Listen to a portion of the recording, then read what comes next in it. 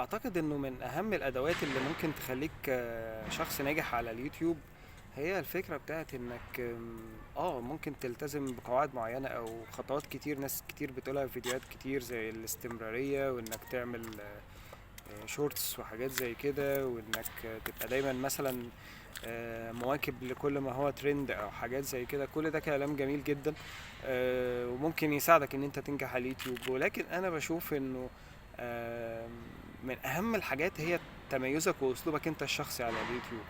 يعني اعتقد ان في ناس كتير جدا وصلوا لمرحلة انه الناس بتتفرج عليهم هم لشخصهم، مش حتى مهتمين جدا بفكرة المحتوى اللي هم بيقدموه. هم نفسهم بقوا براند، يعني الناس بقت تحب تتفرج عليك انت ايا كان نوع المحتوى اللي انت بتقدمه. وفي نماذج على كده كتير مثلا كانت ناجحة في جونرا معينة او في محتوى معين، ولكن بعد كده لما قدموا انواع تانية من المحتوى برضو فضلوا مكملين وناجحين فيها.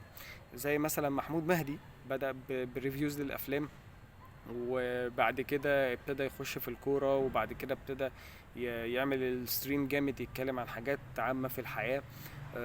فأنا بشوف إن ده نموذج ناجح جدا يعني.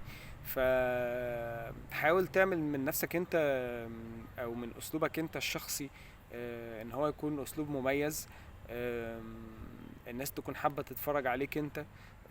قدم محتواك انت وافكارك انت الشخصية.